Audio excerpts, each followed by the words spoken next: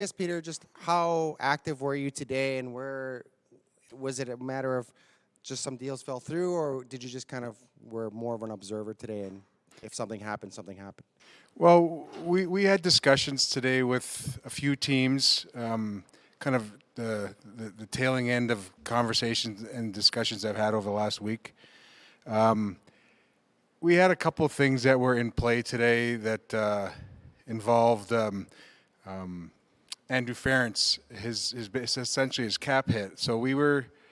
He had waived his no move, and I talked to Andrew, and it was great that he did. And so we were able to open some things up, and this happened a few days ago, so we're in on a couple of things within the last few days.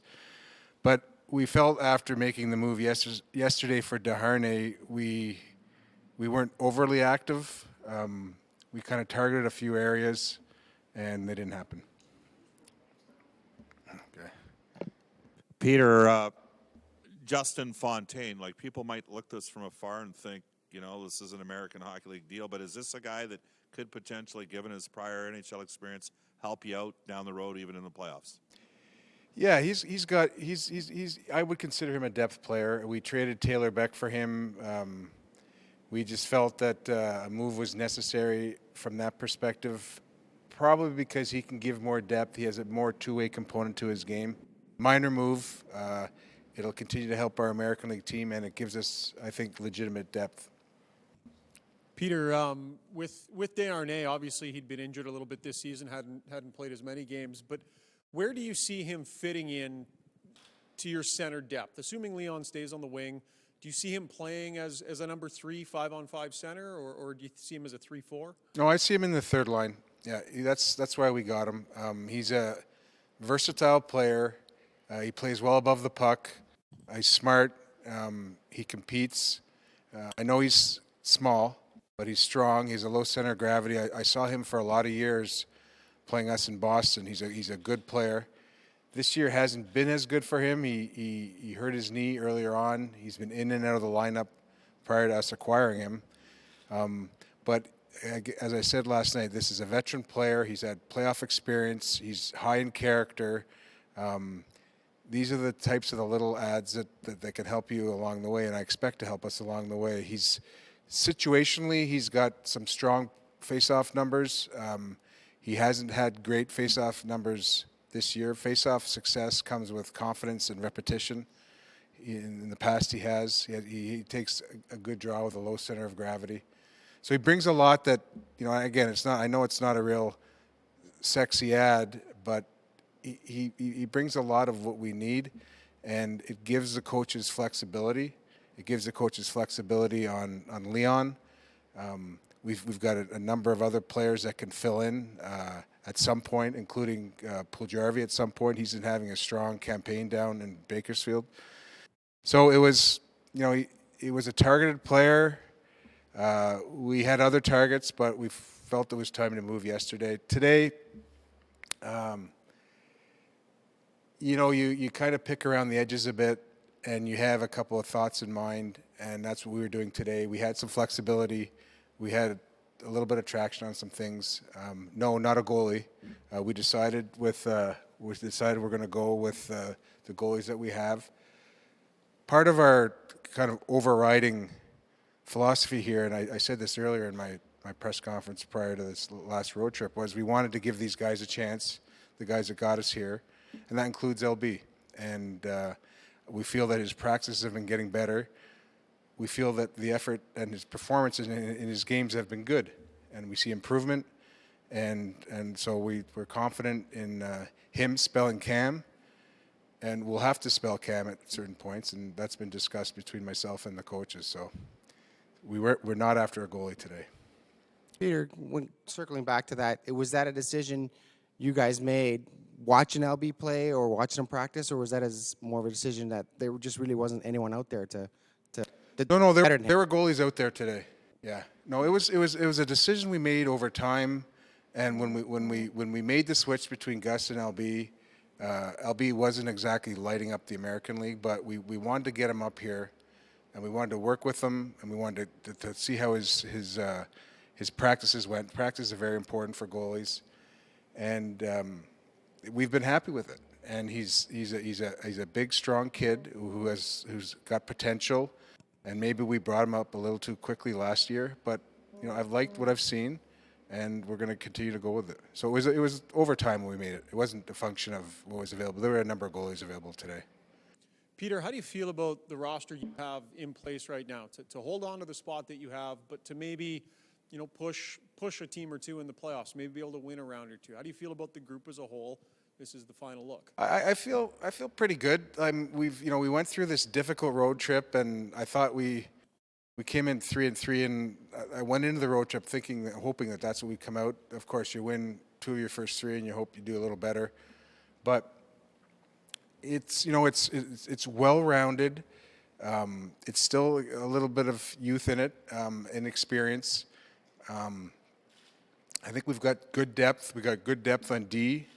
We got good depth on forward. As it stands now, when we end up activating Pouliot, we'll have 3 extra forwards.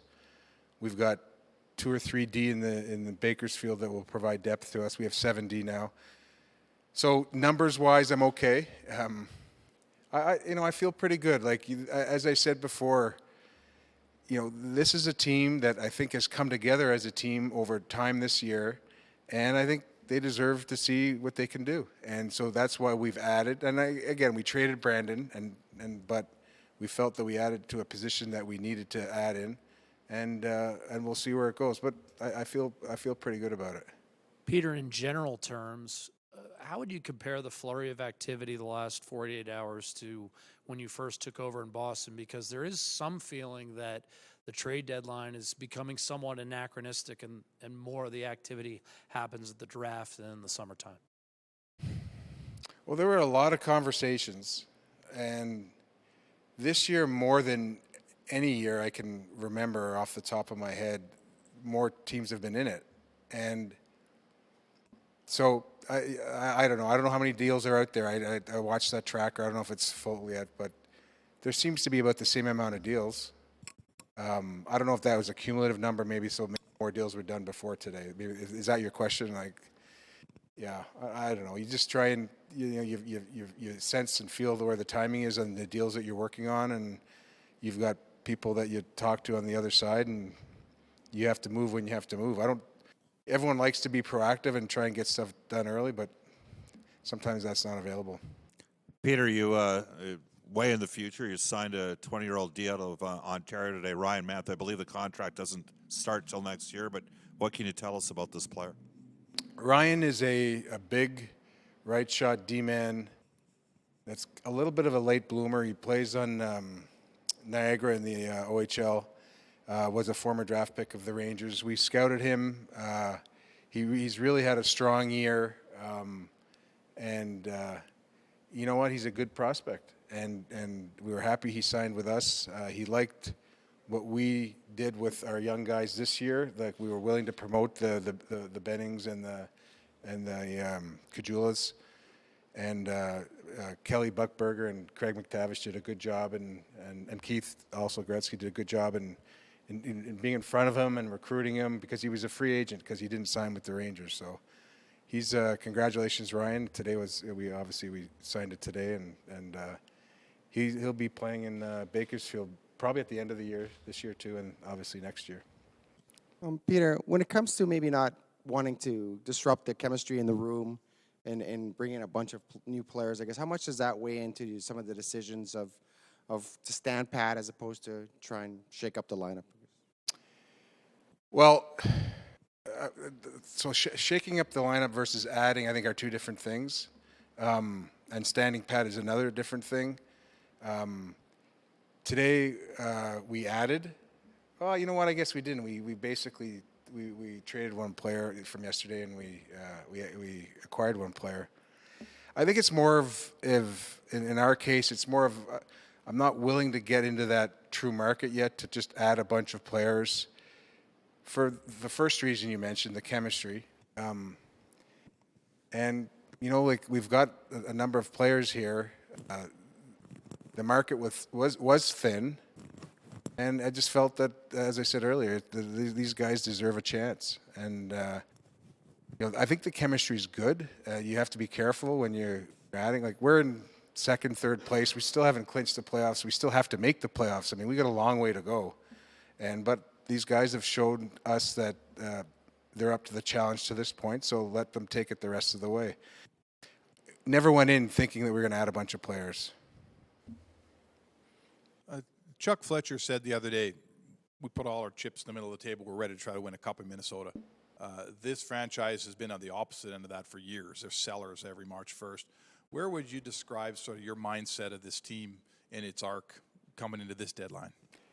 Well, we're a little bit ahead of where I thought we'd be. Like I had in mind an area where we'd be this year. We're just a little bit ahead.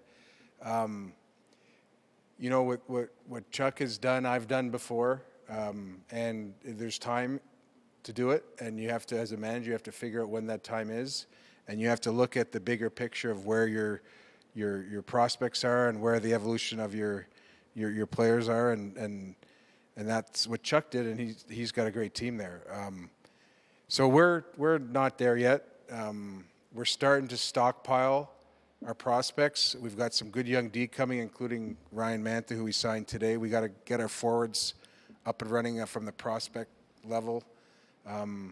So we're getting there. We're just not there yet. I don't know where we are on the arc, but we're certainly climbing up it. How's that? Thank you.